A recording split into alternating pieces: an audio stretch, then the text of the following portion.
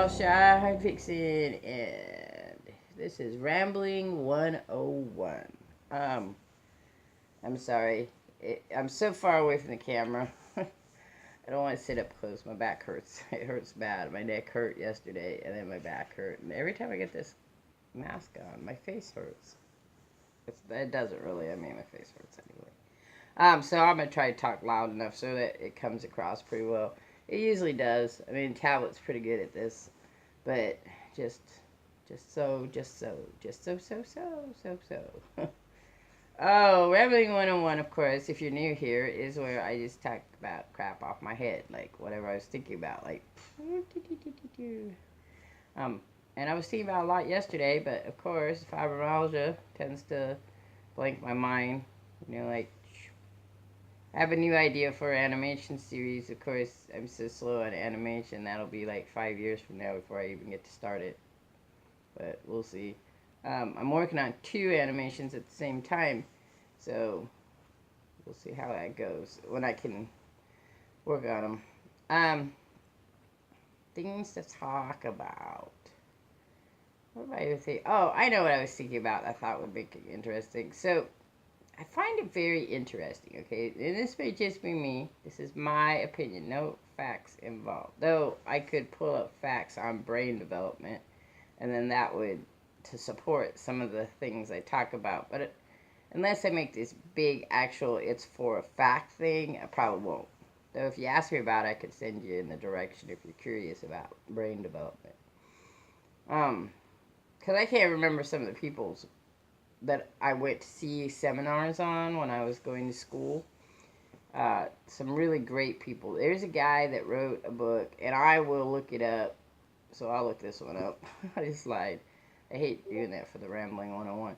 But there's a guy I went to see, a doctor, a neurologist, psychiatrist. So he's the study of brain in psychiatry. Who wrote a book that was a top seller a couple years ago called The Boy Who Was Treated Like a Dog. I think that's what it's called. Which about a little boy was about. It wasn't just about one boy. That was the name of the title. But it was a series of stories about people that he had worked with who had severe abuse or traumatic events in their lives, children. And how it broke down your development stages. So,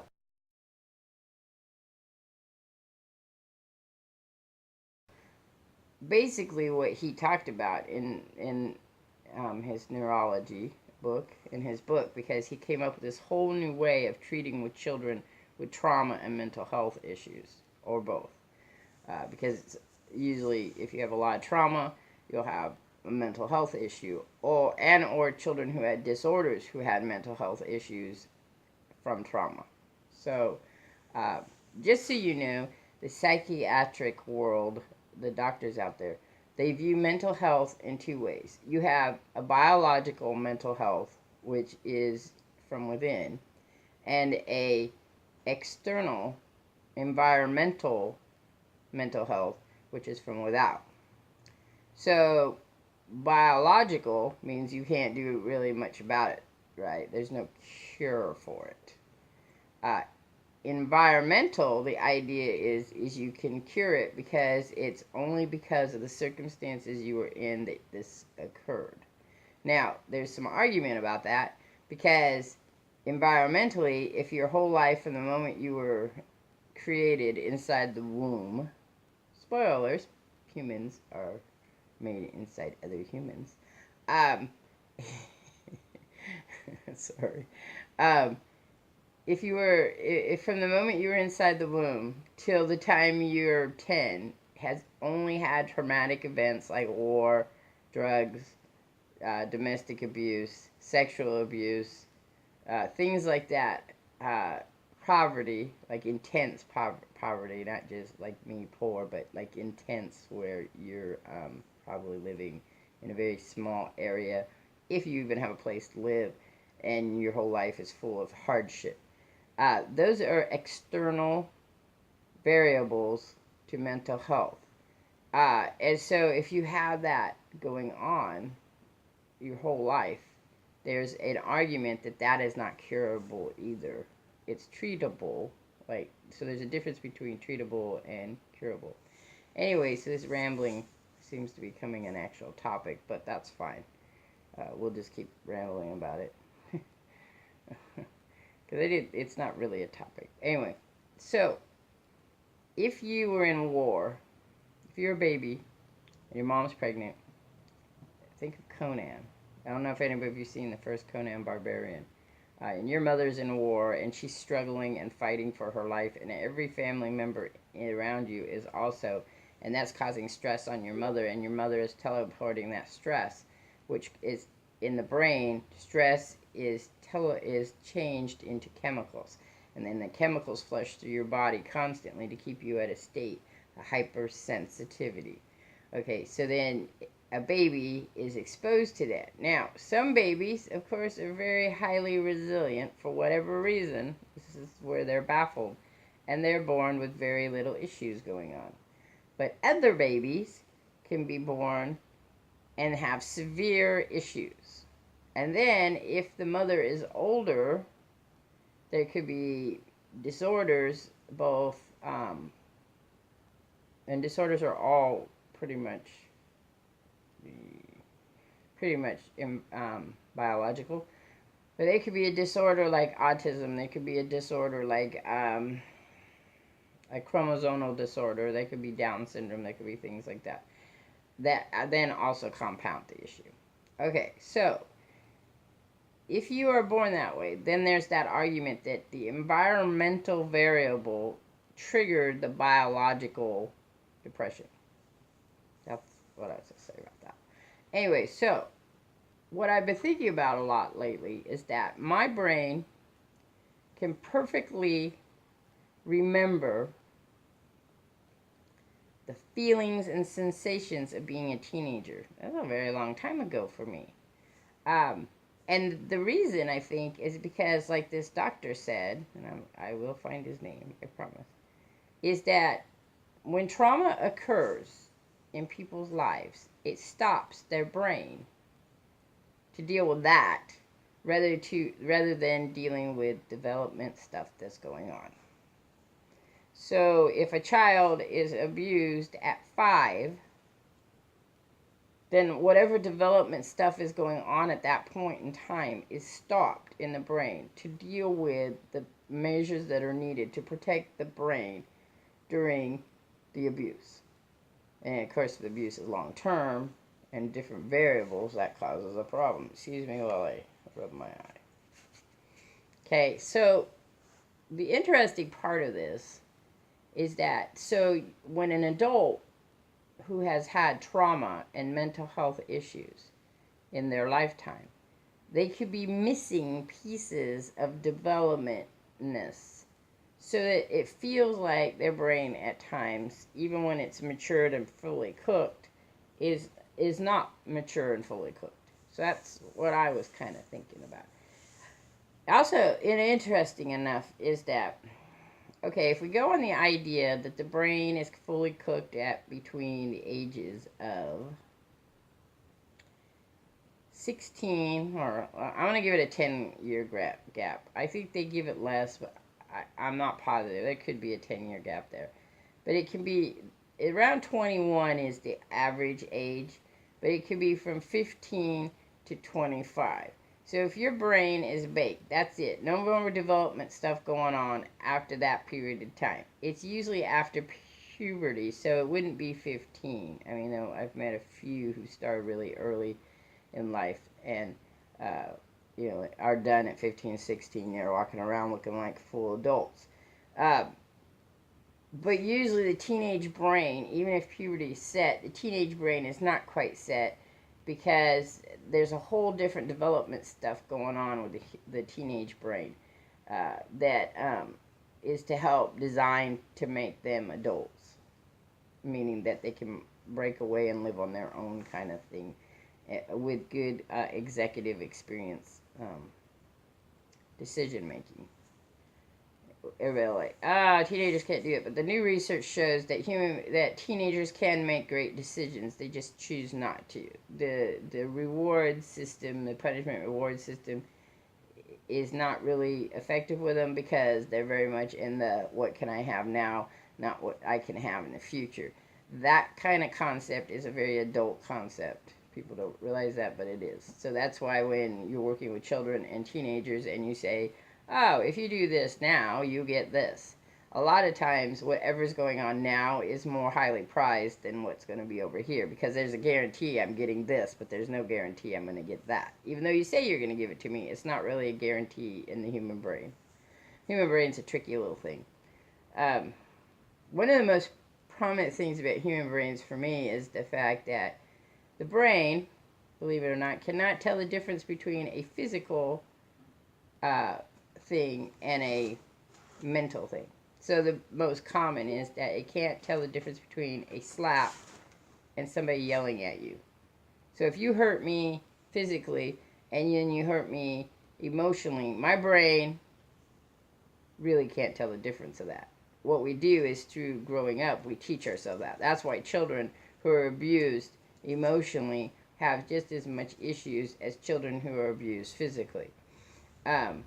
Which is sad because when us as a society look at it, we don't think that emotional abuse, we're starting to now, but during the time I was growing up and during the time probably my daughter was growing up, we didn't really see that emotional abuse was as devastating to the human brain as physical abuse was.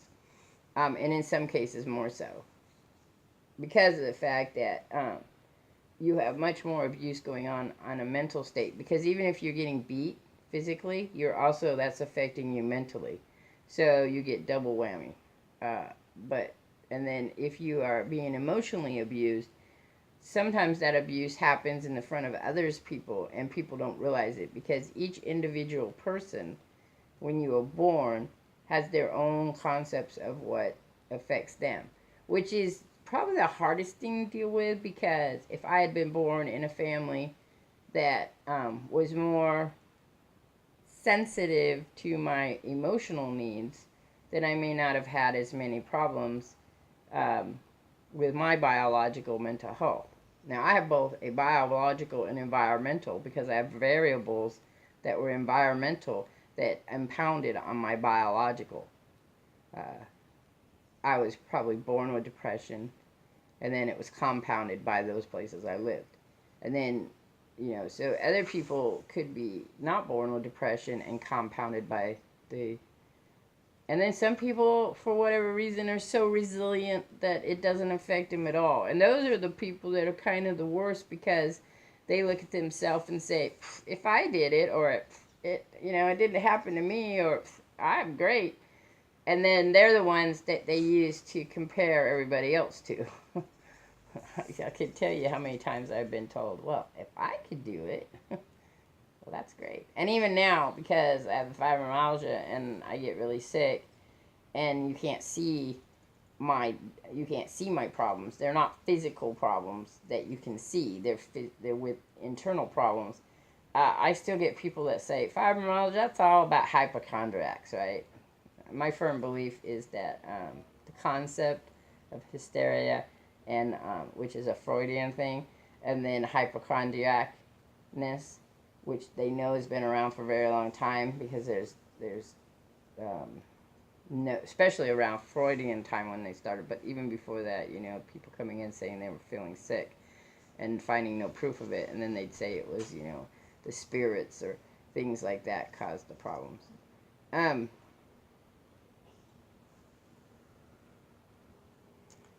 So what I've been thinking about was how your childhood is somewhere between, for the brain, and then yourself, of course, somewhere it ends around 18 to, let's say, 25. Alright, so if we do that, I've lived half my life, my brain has been half in the developing stage, and now a little over half in the permanently baked stage. But it feels like that other half is more that development time, like especially those teenager times, seems like it was such an impact. It was more than 3 or 4 years. It's just weird how that works. That sometimes the things that govern you are from those time periods that were had you would think have the least amount of effect because there's such a short period of time in the long term of time things. But the thing about the brain is it can't measure time either very well. People don't realize this. I mean, we kind of have a concept of time in our head. We kind of know that. But when you think about how, like, people say, oh, where'd that year go? Or, oh my, that's, things have moved so quickly. And then, oh, just the other day I was 21 and now I'm 52. It's because the brain doesn't have a way to register that time except physically as we see around us. And for a lot of us, even though we don't realize it, we live within our brain a lot. So then when we look at ourselves or we see things, it seems like all of a sudden we went woof from one point to this point in like a blink of the eye. And so it's kind of mind-boggling if you think about it. And then the other thing too is that there are theories out there that okay, so first of all, if time is always consistent and everything's going on at the same time, technically you're living, the now is a constant forever. So your past and your present are both there at the same time while you're in your now. Which is also mind-boggling if you think about it, but it makes perfect sense if that's why that feeling that you get sometimes when you think about memories or you look at stuff, it feels like you're right there, right then, and you're really like, woo! But that's what I was thinking about yesterday. I think about weird stuff all the time, though. I think about time travel sometimes. We had, me and Bobby Joe had a huge conversation about time travel. I think about teleportation, which for me, teleportation has figured in a lot of stories I write, because one of the, there's an article out there, I don't know where it's at, but I read it a while back, about the theory that teleportation really wouldn't be teleportation, it would be instantaneous clonization. I don't think clonization is a word, I just made it up, I like it, we'll keep it. That every time you moved from one spot to the next spot, you would just basically be dying and recloning yourself, and then they would reassemble. And they used the example of the old copiers, the ink copiers, not the laser, but the old Xerox copiers. That if you did 100 copies, and this is true because I used to work as a printer technician in a copy store. If you did 100 copies and you laid them all on top of each other and then looked through them on thing, you would slowly see where the lines of, like if you just did a line down the middle, how the lines were slowly moving in some direction, up, down, whatever, depending on your machine. So the idea of teleportation is the same thing. Every time you would teleport, a little bit of you would change. So that at some point in time, you would no longer be the same copy as the original, which is interesting to me. I wrote a story about it. I can't remember what it's called. It's a short story. I have to find it about that, where they had a teleporting core, and they were the ones that went out to the new worlds and they teleported there.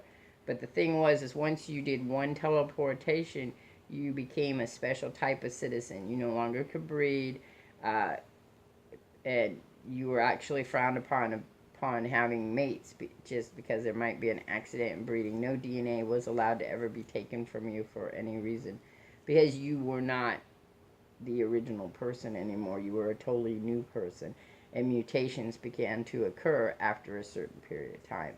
And that story is all based on the idea that you are not really teleporting, you're not really disassembling and reassembling a person, you are killing a person and then reassembling a clone. Which is kind of interesting to me. Okay, well, that's it for Rambling 101. It ended up being more like a topic, but when I do topics, just so you know, when I do topics, I actually do research on the topic.